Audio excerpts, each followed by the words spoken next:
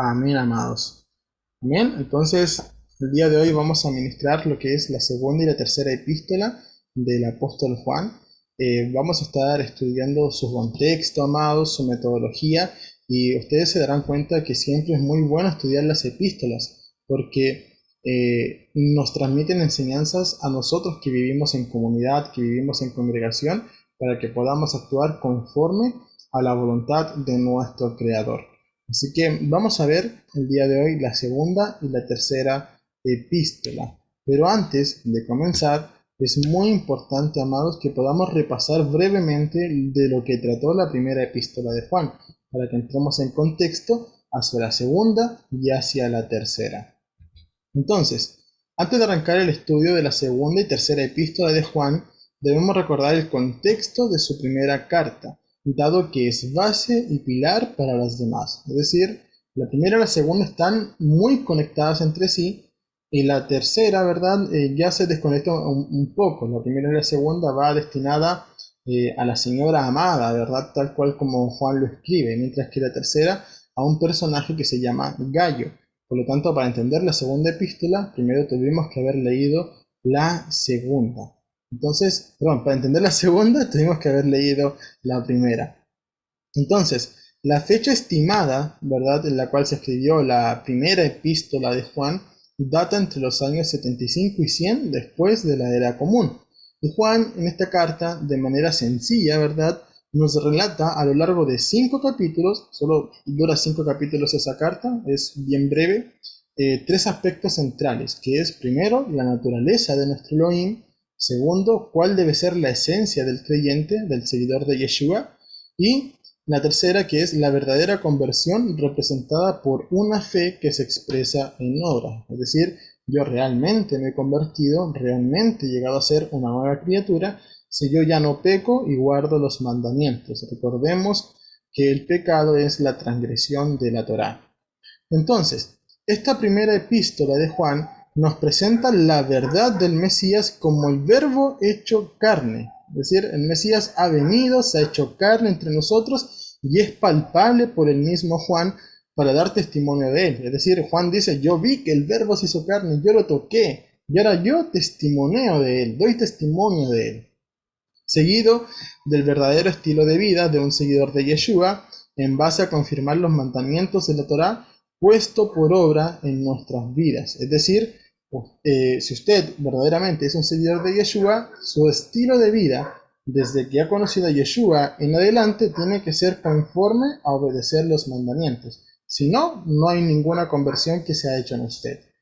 En tercer lugar, Juan contrasta la relación de un discípulo del Mesías con el mundo, haciendo un llamado a no amar el mundo ni las cosas que en él están, sentenciando que si alguno así lo hace, el amor del Padre no está en él. Es decir, si yo amo las cosas del mundo, me deleito en ellas, busco las cosas que están en el mundo ocurriendo, el amor del Padre verdaderamente no está en mí. Esa va a ser realmente el contraste que vemos en estas fechas, ¿verdad? La gente celebrando Navidad, Años Nuevos, y nosotros, ¿verdad? Guardando sus mandamientos, guardando el día de Shabbat. Si a ti te llama más la atención ir a celebrar Navidad, ir a celebrar el Año Nuevo, ¿verdad? Consagrado a deidades ajenas, a dioses ajenos, que observar el Shabbat, como el Eterno lo ha estipulado, entonces verdaderamente el amor del Padre no está en ti, porque el amor al Padre es que guardemos sus mandamientos. Entonces también en la primera epístola hay un potente mensaje para los hijos de Elohim exhortando a la firmeza, santidad y obediencia a la Torá, seguido de una advertencia a considerar que el mundo nos aborrecería y no creer a todo espíritu, sino probarlos. Es decir, Juan ya está diciendo, a ustedes el mundo los va a aborrecer. Es una advertencia clara. Desde el momento en el cual tú conoces a Yeshua verdaderamente, ¿verdad?, y guardas sus mandamientos, el mundo te comenzará a aborrecer. Solamente date cuenta cuando vas a tu trabajo y tú dices, no, yo no hago estas cosas porque en mi fe no está permitido, o en mi fe no es lícito hacerlo, o yo no me deleito en ello, ¿cómo te van a mirar? Como el raro del grupo, como la persona a la cual vamos a evitar un poco, ¿verdad? Entonces, el mundo de cierta manera te va a aborrecer. Muchas veces los cristianos ocupan estos versículos y dicen, porque el mundo nos aborrece a nosotros por ser cristianos. Pero al seguidor de Yeshua va todavía más allá, porque el mismo cristiano aborrece al seguidor de Yeshua. Entonces tan solo dense cuenta, tanto el judaísmo, el cristianismo, el mundo aborrece al seguidor de Yeshua. Entonces, amados, también se hace un llamado a no creer a todo espíritu, sino más bien probarlo, sobre todo en este tiempo que proliferan los falsos profetas, los falsos maestros, ¿verdad? Y muchas veces la gente va y le hace caso a todas las cosas que puedan decir, ¿verdad? Eso no debería estar en nosotros, deberíamos probar todo espíritu. Pero ¿cómo yo voy a probar todo espíritu? En base a la palabra. Y para probar todo espíritu en base a la palabra, primero tengo que conocer la palabra. Así que eso es muy importante, no creer todo lo que ves, no ver un video en TikTok, un video en las redes sociales, inmediatamente compartir imagen y videos. No, amados, pruébenlo, escudriñenlo y luego compartan si realmente está en base a la palabra. Muchas veces en las raíces hebreas sucede eso, se comparte cualquier información, se comparte cualquier cosa y ni siquiera está verificado por las escrituras. Entonces, ese es un llamado de atención a todos nosotros, amados. Prueben los espíritus, no crean cualquier cosa. Y por último, la primera epístola de Juan expresa el verdadero amor a Elohim al guardar su Torá, el testimonio de la vida eterna a través de Yeshua, y que con el nuevo nacimiento no debiese proliferar el pecado en nuestras vidas. Y Juan termina este libro diciendo, hijitos, guardaos de los ídolos. Amén. Entonces, a todo aquel que ha nacido de nuevo, todo aquel que es del Padre, ya no peca, ¿verdad? Porque los que pecan son hijos del diablo, dice la primera epístola de Juan, porque éste peca desde el principio. Así que esa es la mayor distinción entre un hijo de Elohim y un hijo del diablo, de Hasatán, que el hijo de Elohim obedece la Torá, mientras que el hijo del diablo peca deliberadamente, es decir, transgrede la Torá, porque eso es lo que hace desde el principio. Primera de Juan, capítulo 3, versículo 4, es el versículo clave de este libro donde nos enseña la definición del pecado. Todo aquel que practica el pecado también practica la infracción a la ley, porque el pecado es la infracción a la ley.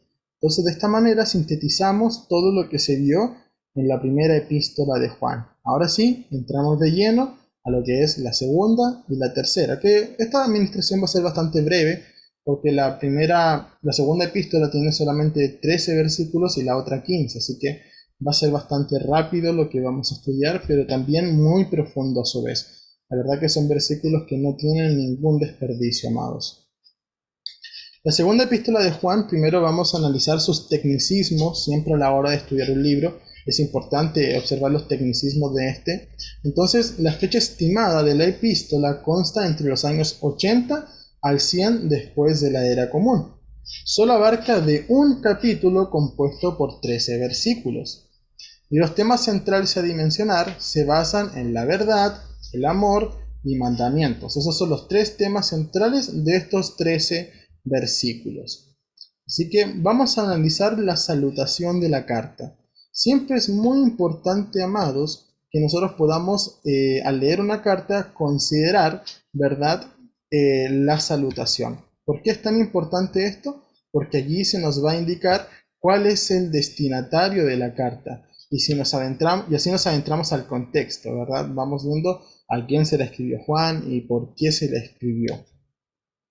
Entonces, los primeros 3 versículos dice, el anciano, a la señora electa y a sus hijos, a quienes yo amo en verdad, y no solo yo, sino también todos los que han conocido la verdad, a causa de la verdad que permanece en nosotros y con nosotros estará para siempre. Gracia, misericordia y paz estarán con nosotros. El Elohim Padre y de Yeshua, el Mesías, el Hijo del Padre, en amor y en verdad y amor.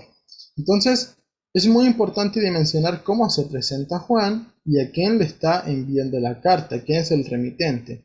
Entonces, Juan primeramente se presenta como un anciano. Juan se describe como un anciano en medio de la asamblea, en medio de la comunidad, y desde la perspectiva hebrea tenemos que entender qué es un anciano verdaderamente. Un anciano, desde la perspectiva hebrea, va a ser, amados, un entendido, un erudito en la palabra, una persona respetable en medio de la comunidad, una persona digna a la cual el resto pueda acudir a empaparse de su sabiduría. Dentro de las asambleas seguidoras de Yeshua, ¿verdad? No quiero utilizar el término mesiánicos ni cristianos, ¿verdad? Sino que entre los que somos parte de la iglesia de Yeshua, de la congregación de la Keilah, ¿verdad? A los ancianos es a quienes se debe acudir, ¿verdad? Muchas veces vamos a asociar el término como ancianos a personas que realmente sean viejas, y el término anciano desde una perspectiva hebrea muchas veces tiene que ver con sabiduría más que con la vejez. Por ejemplo, Pablo le escribe a Timoteo, que solamente era un muchacho, diciéndole que nadie debiera por poco su juventud. ¿Y por qué Pablo le dice que nadie tome por poco su juventud? Porque él había sido educado desde pequeño en las Sagradas Escrituras. Entonces siempre tiene que ver con la sabiduría que la persona porta. Entonces en este caso Juan se describe como un anciano, es decir, se demuestra a la congregación como una persona a quien pueden acudir para tomar consejos y para poder ayudar a resolver todo tipo de dificultad que se pueda presentar. Vamos a ver un ejemplo de esto. En Santiago capítulo 5 versículo 14 dice así: ¿Está alguno enfermo entre vosotros? Haga llamar a los ancianos de la iglesia y oren por él, ungiéndolo con aceite en el nombre del Adón. Entonces, desde ese punto nos damos cuenta de que un anciano era una persona a la cual se podía recurrir, pero también este tiene una responsabilidad. Tiene que ser una persona más preparada que el resto. ¿Y para qué tenía que estar preparada? Para poder servir a sus hermanos y no para servirse de ellos. ¿Cómo una persona puede sanar? Primeramente si es ungida, pero para poder ungir y echar fuera demonios, como dice la palabra, tiene que haber oración y ayuno. Entonces tiene que ser una persona preparada, y de esa manera se va presentando Juan. Por otra parte, el destinatario de la carta es incierto. Se señala que se debe a alguna congregación, por eso se le dice la señora electa, o sea, una iglesia, una congregación. Algunas personas piensan que puede ser una dueña de casa a la cual presta su domicilio para que se puedan congregar en él. Pero la idea más aceptada, ¿verdad?, es que se trataría de una congregación en particular y a sus hijos, es decir, los congregantes. Desde un pensamiento hebreo vamos a entender siempre que la única iglesia es Israel. El término iglesia en griego es eclesía, en hebreo es kahal, ¿verdad? También lo entendemos como kehilá o keilah, y siempre el señalamiento en ese término es para Israel. Así que, amados, vamos a estudiar un poquito con respecto a eso. Por ejemplo, en Apocalipsis 12:17 se nos habla de esa congregación y sus hijos. Dice: entonces el dragón se enfureció contra la mujer y se fue a hacer guerra contra los restantes de su descendencia, es decir, contra sus hijos. ¿Quiénes son esos hijos? Los que guardan los mandamientos de Elohim y tienen el testimonio de Yeshua. Hoy día todos nosotros pertenecemos a esa congregación del pueblo de Israel y somos parte de sus hijos. ¿Por qué? Porque guardamos los mandamientos y porque también tenemos el testimonio de que Yeshua ha muerto por nosotros y ha resucitado. Entonces, ya lo entendimos. ¿Quién es el remitente? Que es Juan, un anciano, sabio de la comunidad, el destinatario, una congregación, y sus hijos, los congregantes. Y ahora vamos a ver cuál es el contexto, porque Juan dice: todos los que han conocido la verdad. Dice: yo los amo en verdad, y no solo yo, sino también todos los que han conocido la verdad. Entonces ahí habla de un grupo selecto de personas. No todos han conocido la verdad, porque muchos se ligan a su propia verdad, y la verdad es solamente una, que es la que está en las Escrituras. Tehillim 119, 142, tu ley es la verdad. Mientras que Yeshua también se presenta como la verdad. Él dice: yo soy el camino, la verdad y la vida. Nadie viene al Padre si no es por mí. Entonces, entendemos que el concepto de verdad bíblicamente se basa en conocer la Torá y conocer a Yeshua. Y oh, sorpresa, Yeshua es la Torá viviente. Entonces, amados, de esa manera podemos entender que el que conoce a Yeshua es el que conoce la Torá. El que conoce la Torá ha conocido verdaderamente a Yeshua. Entonces, cuando la verdad permanece en nosotros es cuando retenemos la Torá en nuestras vidas y nos comportamos de acuerdo a Yeshua. Entonces, eso es muy importante que lo vayamos puntualizando, los conceptos, amados. Muchas veces entendemos cualquier cosa en las escrituras porque no entendemos los conceptos, no estudiamos los conceptos. Si leemos verdad, hay que entender cuál es el concepto de verdad. Si leemos iglesia, hay que entender cuál es el concepto de iglesia. Entonces, esa sería la salutación. Vamos a saltar al siguiente punto de la carta.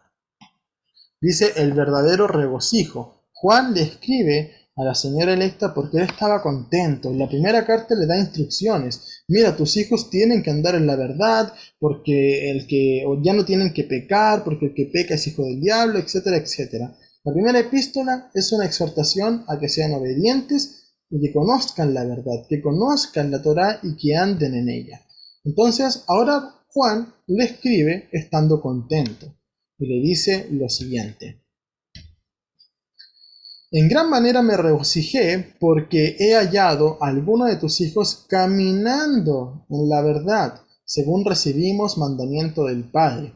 Ahora te ruego, oh Señora, no como escribiéndote un nuevo mandamiento, sino el que teníamos desde un principio, que nos amemos unos a los otros, y este es el amor, que sigamos caminando según sus mandamientos. Y este es el mandamiento, que caminéis en él, como oísteis desde un principio. Entonces, Juan está contento porque se da cuenta de que los congregantes, ¿verdad?, están caminando en la verdad.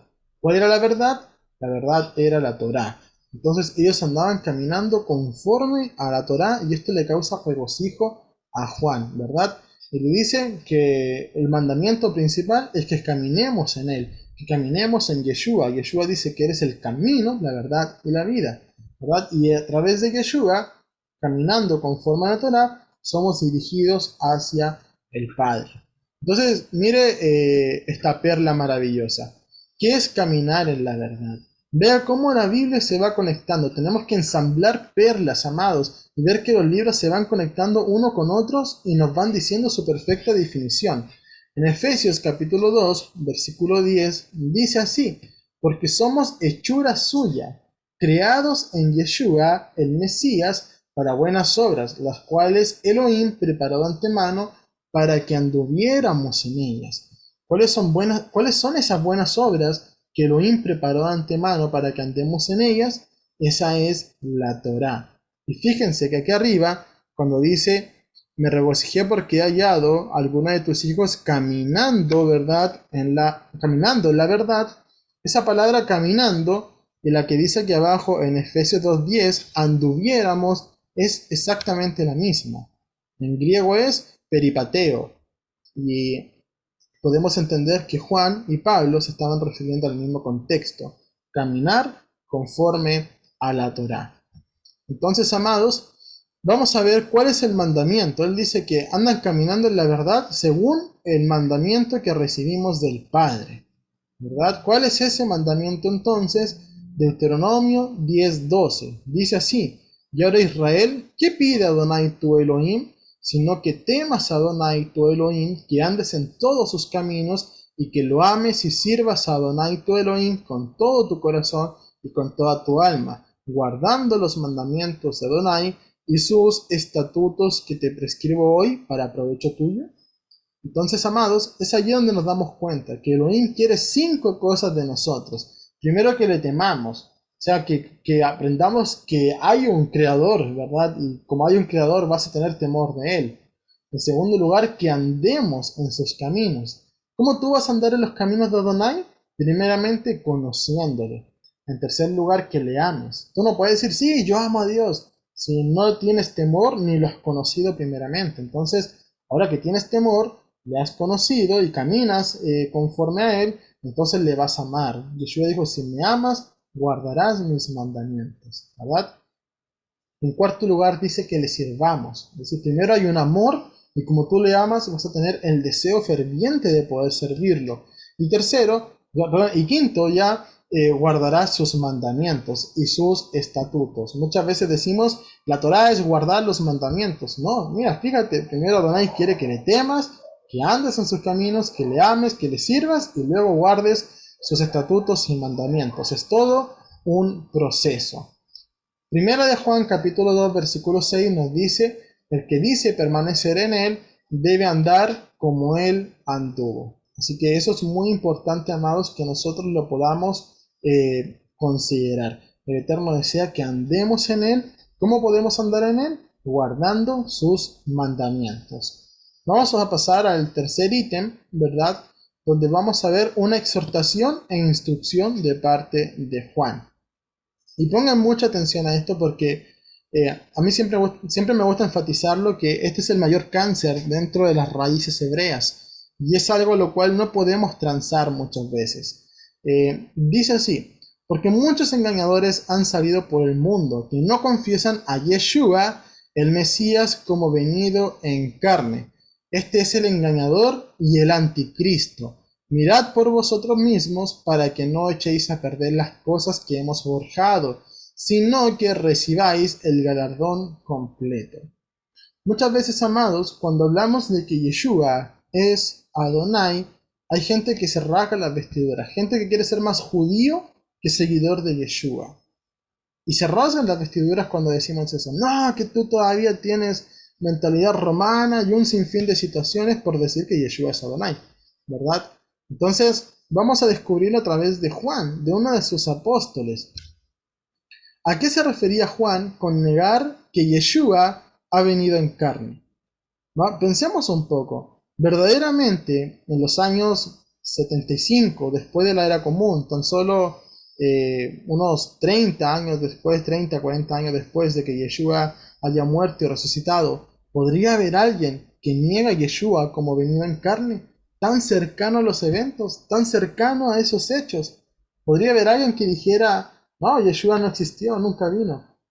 ¿Podría existir una persona que dijera eso? Por supuesto que no, amados. Entonces, a día de hoy, es decir, 2000 años después de ese acontecimiento, ni siquiera los más escépticos de nuestra era se atreven a negar que Yeshua existió, porque la historia lo confirma como tal.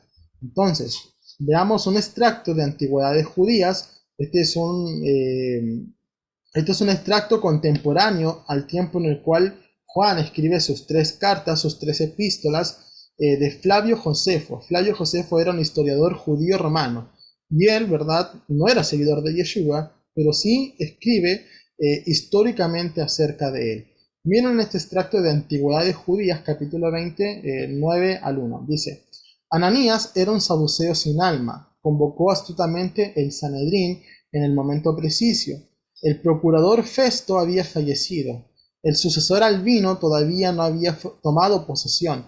Llamó a juicio al hermano de Yeshua, quien era llamado Cristo, ¿verdad? Untado en griego, cuyo nombre era Jacobo. Y con él hizo comparecer a varios otros, los acusó de ser infractores a la ley y los condenó a ser apiedrados, ¿verdad? Este es un registro de cómo murió Santiago, ¿verdad? Jacobo murió apiedrado, pero aquí se describe a Jacobo como el hermano de Yeshua.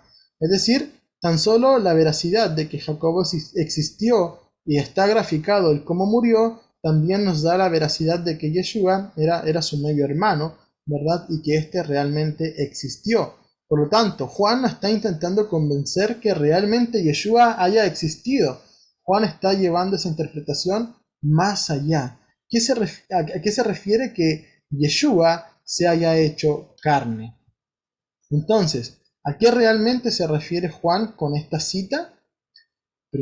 Juan capítulo 1 versículo 1 dice: en el principio era el Logos, el Verbo, y el Logos estaba ante Elohim, y Elohim era el Logos. Es decir, Elohim se hizo carne entre nosotros. Tiene que aprender esto. Elohim era el Logos. Muchos dicen, no, es que el Logos, el Verbo, era Elohim. Entonces, Elohim también significa poderoso. Entonces, allí no dice de que Yeshua sea Adonai, sino que Yeshua simplemente era poderoso. Pero no, amados. La Torah dice, yo soy Elohim y conmigo no hay dioses, no hay poderes. Soy solamente yo. Eso es lo que la Torah nos enseña. Por lo tanto, ¿qué está diciendo Juan? Que Adonai se hizo carne, porque Adonai era el Logos. Y esto lo vemos en el versículo 14. el Logos se hizo carne y tabernaculizó entre nosotros. En el versículo 1, ¿verdad? ¿Quién era el Logos? Dice, Elohim era el Logos. Versículo 14, ¿qué dice? El Logos se hizo carne y tabernaculizó entre nosotros, es decir, habitó entre nosotros. Por lo tanto, lo que está diciendo allí es que Adonai, ¿verdad?, se hizo carne y habitó entre nosotros. Por lo tanto, algunos a día de hoy siguen sin confesar que Yeshua el Mesías ha venido en carne, que Adonai ha habitado en carne entre nosotros. En síntesis, todo aquel que niega la idea que Yeshua sea Adonai y haya habitado entre nosotros el mismo Creador hecho carne, se considera un anti-Mashiach. Pero ¿por qué te preguntarás esto? Tienes que entenderlo. El Mesías ha venido a salvarnos de nuestros pecados. Deuteronomio 24:16 dice así: no se dará muerte a los padres por los hijos, ni se dará muerte a los hijos por los padres. Cada uno será entregado a muerte por su propio pecado. Según la misma Torá, amados y amadas, quiero que comprendan muy bien esto para que puedan defender su fe. Según la misma Torá, ningún hombre puede morir por los pecados de otro. Es por eso que solo el mismo Elohim murió por nosotros. ¿La Biblia qué dice? Dice que Yeshua, ¿verdad?, que Adonai, ¿verdad?, se humilló a sí mismo y él se tomó forma de siervo, haciéndose semejante a los hombres. Es por eso que él ha podido morir por nosotros. Pero si Yeshua fuera un hombre cualquiera, simplemente hijo de María, hijo de José, ¿verdad?, él no podría morir por nosotros porque la misma Torá prohíbe esa idea. Entonces, por eso los que dicen, no, Yeshua no es Adonai, están negando que tú puedas ser salvo. Que si tú piensas que Yeshua es un salvador aparte de Adonai, simplemente estás contradiciendo las escrituras. Oseas 13:4 dice, yo soy Adonai y no tendrás salvador y Elohim aparte de mí. Mientras cuando lees los evangelios, en todas partes, en Lucas capítulo 2, en Mateo capítulo 1, están reconociendo a Yeshua como el salvador del mundo. Entonces, es muy importante la exhortación que Juan estaba dando. Tengan cuidado con los que no confiesan a Yeshua el Mesías como venido en carne, entendiendo la profundidad de esto. Entonces, vamos ahora a pasar a otro ítem que se trata de la doctrina del Mesías. Ya entendimos que el Mesías es Adonai entre nosotros.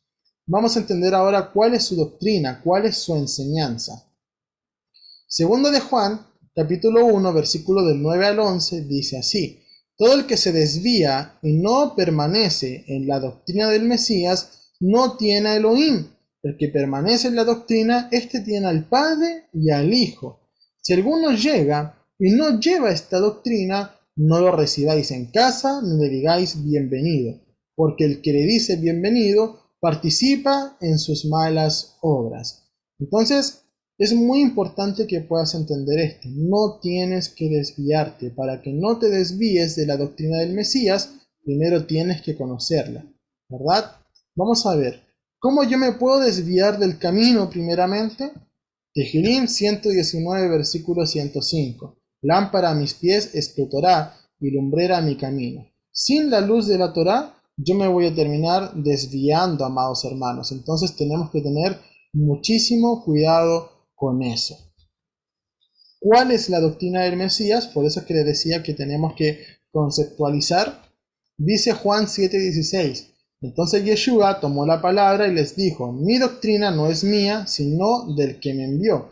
Y si alguno quiere hacer la voluntad, conocerá la doctrina, si es de Elohim o si yo hablo de mí mismo. Y este es el mayor fracaso del cristianismo. El cristianismo, amados, no quiere hacer la voluntad del Padre, quiere hacer su propia voluntad.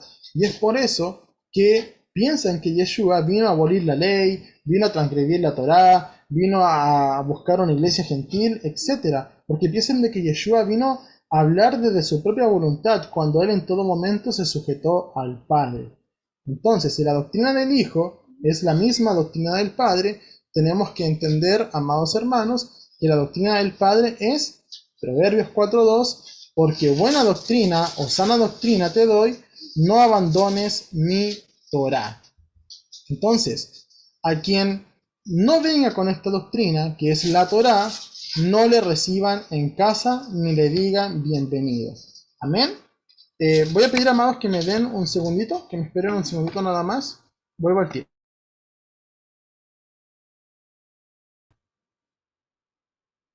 Amén. Habíamos dicho entonces, amados, que la doctrina del Hijo, ¿verdad?, es la misma del Padre. Y la doctrina del Padre es que no abandonemos su Torá. Entonces, cuando Juan dice, quien no traiga esta doctrina, si alguno llega y no lleva esta doctrina, no le reciban en casa, ¿verdad? En el contexto de esa casa a la cual se refiere Juan, es la congregación. Por lo tanto, lo que nosotros tenemos que entender, amados, es que si alguno llega a la congregación y no trae como doctrina la Torá, y no trae como doctrina el creer que Yeshua es Adonai, a este no se le reciba. ¿Por qué? Porque te harás partícipe de sus malas obras. Esta es la gran responsabilidad de pastorear una congregación, amados. Las ovejas siempre hay que entender lo que son de Yeshua. Y nosotros, ¿verdad? Somos servidores de Yeshua. Por tanto, no se puede recibir en la congregación a quien crea en Yeshua, a quien no crea en Yeshua como el mismo Adonai, ni tampoco a quien no tenga la convicción de seguir la Torá. Es decir, tú puedes llegar a una congregación y no pensar, y creer que hay que seguir la Torá y todavía no conocer la Torá. Ese es un punto muy válido, ¿verdad? Porque vienes con la predisposición de aprender, de empaparte de la Torá. Pero aquel que diga, no, no hay que seguir los mandamientos, no hay que seguir la Torá, a este, ¿verdad? No se le debe aceptar porque finalmente lo que va a hacer es descarriar a más almas. Es por eso, por ejemplo, que dentro de Arca de Salvación, cada persona que entra primero pasa por un tiempo de administración en el cual se le conoce, se le habla de nuestro rudimento, nuestra visión y se está de acuerdo con todo. Entonces, bienvenido y caminemos en comunidad. Pero eso se hace para poder resguardar las almas. Muchas veces ha sucedido que hay hermanos que dicen, no, quiero que tal persona entre. Y uno le dice, ok, dame el contacto para poder ministrarle, conocerle, ¿verdad? No, es que yo ya le conocí, yo ya hice esto, ¿verdad? Entonces, no, amados, las cosas tienen un orden, y como tienen un orden, se deben hacer de esa manera, porque sobre todo el orden es escritural. Entonces, esto es muy importante que se pueda entender, amados hermanos. Finalmente, ¿verdad? En la segunda epístola de Juan vemos que hay una despedida. Dice así, tengo muchas cosas que escribiros, no quise hacerlo por medio de papel y tinta, sino que debo ir a vosotros, hablar cara a cara, porque para que nuestro gozo sea completo. Los hijos de tu hermana, la electa, te saludan. Entonces ahí podemos ver de que Juan estaba en otra congregación y desde allí estaba escribiendo a otra congregación, ¿verdad? Entonces manda saludos desde allá y para acá también. Así que eso es muy importante, que el gozo entre los hermanos va a estar completo cuando sean reunidos. Hoy día, ¿cuántos de nosotros quisiéramos gozarnos al reunirnos físicamente, verdad? Y la añoranza más hermosa que tenemos es que eso sucederá a la venida del Mesías Yeshua. Así que de esa manera terminamos la segunda epístola para pasar a estudiar la tercera, ¿verdad? Vamos a ver de igual manera los tecnicismos de esta tercera epístola. Vamos a ver que la fecha estimada es entre los años 80 al 100 después de la era común. Solo abarca de un capítulo compuesto por 15 versículos y su tema se basa en la hospitalidad y los falsos maestros. Así que esos son los tres puntos claves, los dos puntos claves que se van a hablar en esta carta. Y de igual manera, ya habíamos dicho la importancia de estudiar una salutación, así que vamos a estudiar esta. Dice así, el anciano al amado Gallo, a quien yo amo en verdad. Oh amado, anhelo que en todas las cosas seas prosperado, tengas salud, y así como prospera tu alma. Pues en gran manera me regocijé cuando vinieron los hermanos y me dieron testimonio de tu verdad, de cómo andas en la verdad. No tengo mayor gozo que este, oír que mis hijos andan en la verdad. Entonces, nuevamente vemos que Juan se presenta como el anciano, entendiendo, ¿verdad?, que este título expresa solamente sabiduría. Ya lo estudiamos en la segunda epístola. Sin embargo, en los primeros versículos veremos por qué realmente Juan es un anciano. Aquí hace valer la manera en la cual él se presenta. El destinatario es Gallo, ¿verdad? De quien se cree que era el pastor de alguna Keilah local, de alguna iglesia. ¿Y por qué decimos de que en estos versículos se expresa que verdaderamente Juan era un anciano? Porque él expresa el gozo de saber que sus discípulos están guardando la Torá. Un maestro a sus discípulos tendía a decirle hijitos. Por ejemplo, Pablo le dice hijo a Timoteo, ¿verdad? En este caso, Gallo también era como un hijo espiritual para Juan. Por tanto, Juan, ¿de qué se regocija? De verlo en los caminos de la Torá. Vemos el carácter de Juan expresado en su alegría de ver prosperar a Gallo por medio de la observancia de la Torá. Vamos a ver, por ejemplo, que tiene que ver mucho con el amor al prójimo. Yeshua, una vez le preguntaron, Maestro, ¿cuál es el gran mandamiento de la ley? Esto se lo preguntó un escriba a Yeshua. Yeshua le dijo, amarás a Adonai tu Elohim con todo tu corazón, con toda tu alma y toda tu mente. Este es el primero y gran mandamiento, y el segundo es semejante a este, amarás a tu prójimo como a ti mismo. De estos dos mandamientos penden toda la Torá y los profetas, es decir, toda la Torá y los profetas está sustentada en amar a Elohim y en amar al prójimo. Así que por eso es que Pablo, por ejemplo, dice, si hago todo esto, si pudiera hablar hasta lenguas angelicales, pero si no tengo amor, de nada vale. Así que es muy importante ver ese amor expresado en Juan. Es un amor sano porque es conforme a deleitarse, ver a otro guardar los mandamientos. Romanos 15, versículo 2 dice, cada uno de nosotros agrada a su prójimo en lo que es bueno para edificación, es decir, en cuanto a la Torá.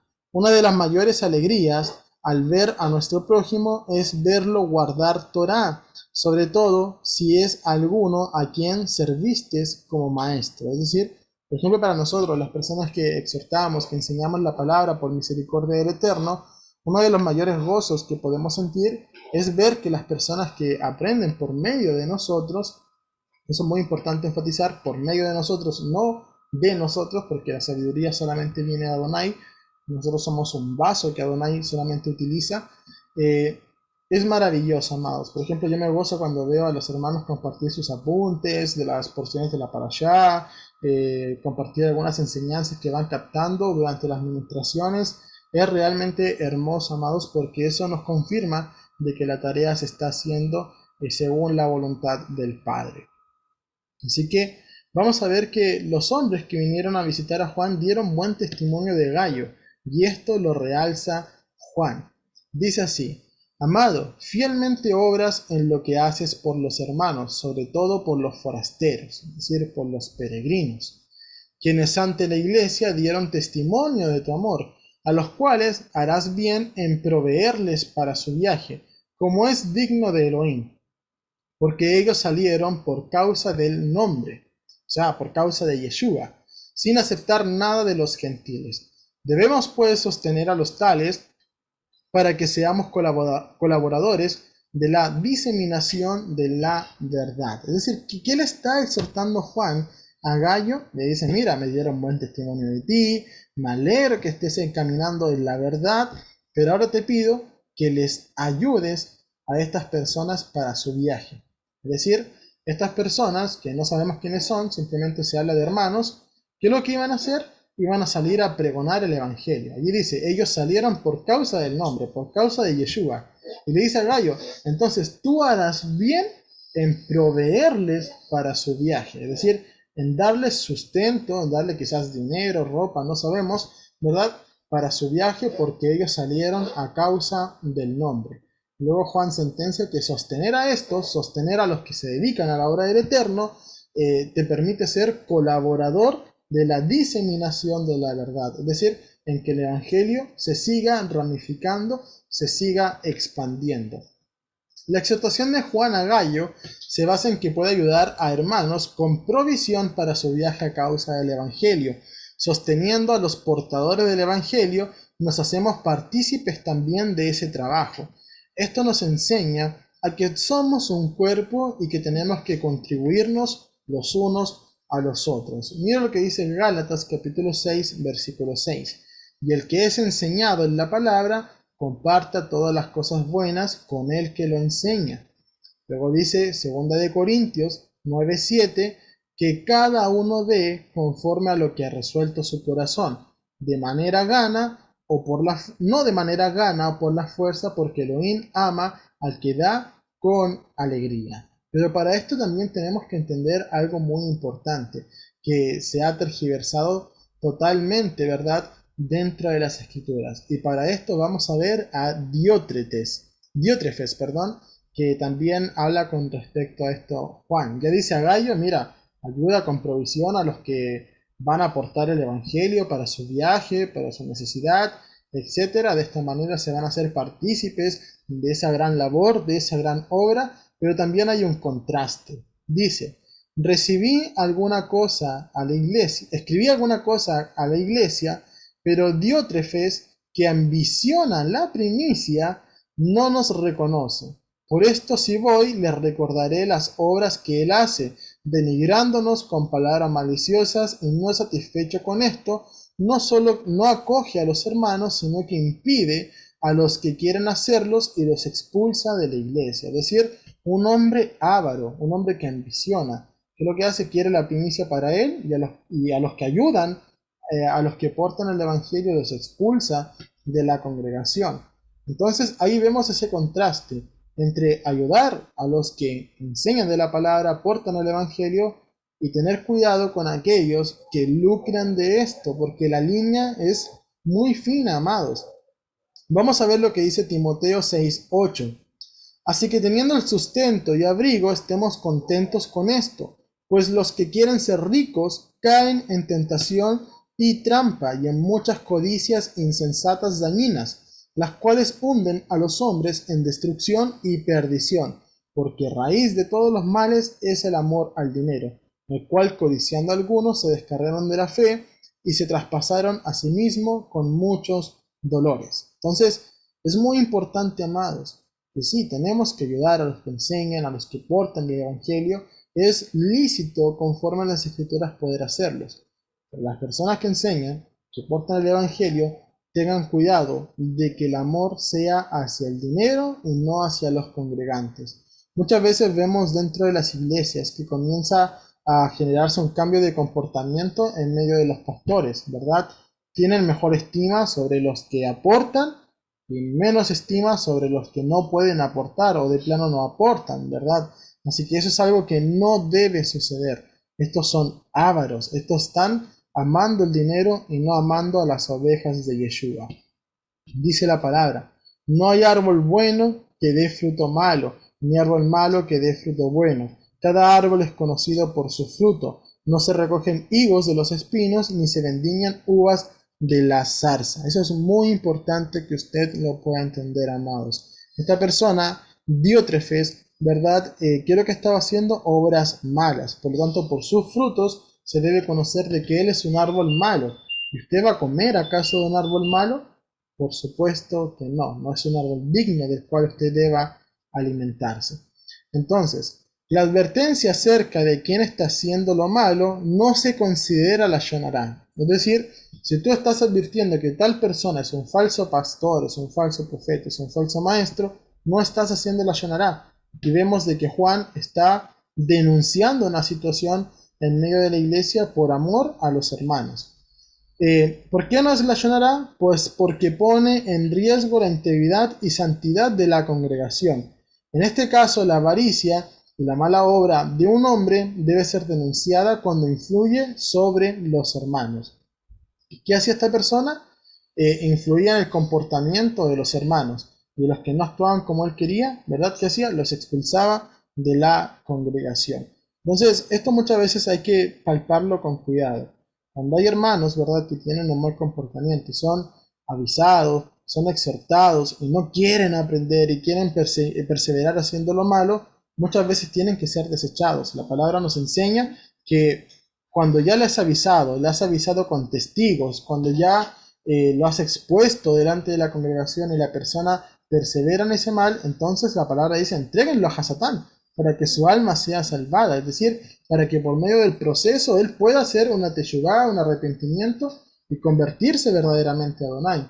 La palabra nos dice en el libro de Corintios que con los que son pleitosos, los que son ávaros, los que se emborrachan dentro de la congregación, con estos ni siquiera coman. Y esto es no por no tener amor, por tener falta de amor, sino que es por mantener la santidad dentro de la congregación. Así que eso es muy importante que se pueda considerar, amados. Usted lo puede tener muy en perspectiva. Vamos a ver que luego Juan habla de otro personaje que es Demetrio, ¿verdad? Y dice así: amado, no imitéis lo malo, sino lo bueno. El que hace lo bueno es de Elohim. Ya habíamos visto que en la primera epístola decía que el que guarda los mandamientos, este es hijo de Dios, del Padre, de Adonai, ¿verdad? Y el que peca es hijo del diablo, porque este peca desde el principio. Entonces, no imitemos lo malo, sino lo bueno. El que hace lo bueno, ese es hijo de Elohim. El que hace lo malo no ha visto a Elohim.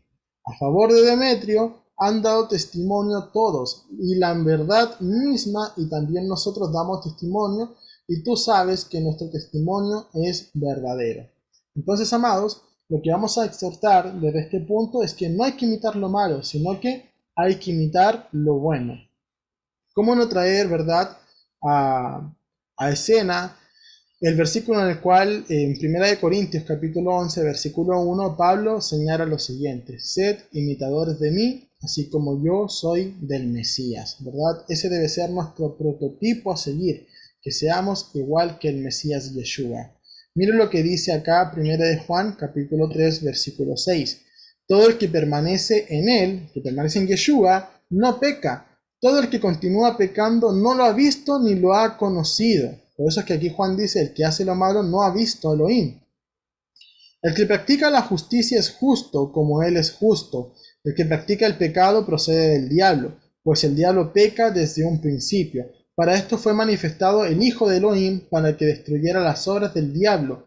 Todo el que es nacido de Elohim no practica el pecado, porque la simiente de Elohim permanece en él, y no puede pecar, pues es nacido de Elohim. En esto son reconocidos los hijos de Elohim y los hijos del diablo. Todo aquel que no practica la justicia no es de Elohim, tampoco aquel que no ama a su hermano. Entonces, está clarísimo el mensaje que Juan está exhortando a la comunidad. Finalmente, amados, vamos a ver nuevamente la despedida que hace Juan en esta tercera y última epístola. Él señala lo siguiente, los versículos 13, 14 y 15.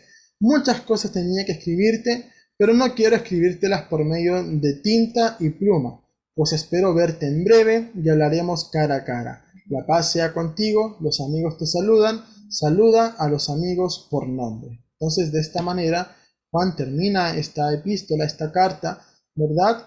Y nuevamente exhortando a que pronto irá allí. ¿Qué nos demuestra esto? Que tanto en la segunda y la tercera carta Juan está diciendo de que prontamente va a andar por allá y se va a presentar y el gozo va a ser completo cuando estén reunidos, que es un hombre que realmente está preocupado de las asambleas, de las congregaciones, y que estos caminan en la verdad. Por eso les exhorta constantemente y los alienta a que hagan lo bueno y que desechen totalmente lo malo.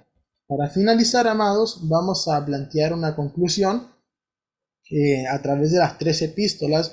Dice: a través de las tres epístolas de Juan podemos concluir cuáles eran los verdaderos valores entre las congregaciones seguidoras de Yeshua, el evangelio de salvación por medio de Yeshua, la obediencia a la Torá, entendiendo el verdadero concepto de la fe auténtica, que es la emuná, ¿verdad? Estos eran los verdaderos valores entre las congregaciones que seguían a Yeshua.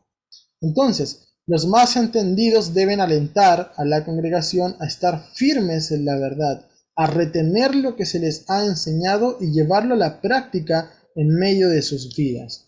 Ser verdaderos atalayas, entendiendo que los anti-Mashiach siempre han estado infiltrados en medio de la congregación y que la única forma de combatirlos es con la verdad escritural. Apoyar con el sustento a quienes nos bendicen con enseñanza, pero también combatir a aquellos que se han vuelto pastores asalariados que van tras la lana de las ovejas. Siempre es bueno resaltar la obediencia de los hermanos y alegrarse de su prosperidad espiritual por medio de la práctica de la Torá. Así que, amados, esta ha sido la administración, ¿verdad?, de lo que es la segunda y tercera epístola de Juan. Y una de las cosas que siempre tenemos que sintetizar y resaltar, ¿verdad?, es que analicemos siempre cuál es la enseñanza, la doctrina de Yeshua y que si alguien no la trae, no le recibas. Muchas veces hay hermanos que quizás están muy nuevitos en su fe y por cualquier viento se dejan llevar. Amados, tienen que tener cuidado con esas situaciones. No todo el que usa talit es bueno. No todo el que usa kipá es bueno. No todo el que usa corbata es bueno. Tienen que aprender a discernir, amados. Tenemos que aprender a combatir muchísimas doctrinas. Por ejemplo, una de las doctrinas más populares dentro del catolicismo es la Eucaristía. Comer literalmente el cuerpo de Yeshua y beber literalmente la sangre de Yeshua, cuando la Torá dice que el que come sangre es agorero y eso es penado por la Torá. Ahí van los católicos muchas veces, sí, esta es la sangre, no la bebo, ¿verdad? Y ellos ven que es vino, que lo prueban, sabe a vino, al fruto de la vid, ¿verdad? Pero no, para ellos es sangre. Eso es una hechicería, están totalmente engañados, embobados en medio de esa situación. Entonces, asimismo, con tantas doctrinas dentro de las raíces hebreas, dentro del judaísmo, todas tienen que ser analizadas. ¿Esta doctrina la impartió Yeshua? Por supuesto que no. Hace muy poco, ¿verdad?, que empezó a proliferar las ciencias bíblicas, ¿verdad? Que ciertos hechos no acontecieron, que ni el diluvio ocurrió, que Adán y Eva no existieron, que esto otro, ¿verdad? Cuando el mismo Yeshua, ¿verdad? Señala como eh, algo real la historia que quizás pueda explotarnos más la cabeza, la historia de Jonás, que Jonás fue tragado por un pez, sobrevivió 3 días, ¿verdad? Y Yeshua dijo, la única señal que recibirán de mí es la señal de Jonás, ¿verdad? ¿Y qué sucede? Yeshua, hasta la historia más increíble de las escrituras, él la señala como cierta, como verdadera. Y todavía más, dijo que Moshe escribió acerca de él. Entonces, ¿en qué doctrina vamos a perseverar? En la doctrina del Mesías. No en la doctrina del judaísmo, del cristianismo, de tal pastor, de tal roé, de tal maestro, etcétera. No, sino que solamente en la doctrina de Yeshua, que es la Torá. Bien, amados, así que es ardua la tarea que tenemos por delante de seguir haciendo conforme a la voluntad de nuestro Creador. Así que para la gloria del Padre, esta ha sido la exhortación de la segunda y tercera epístola de Juan, de Johanna. Amén.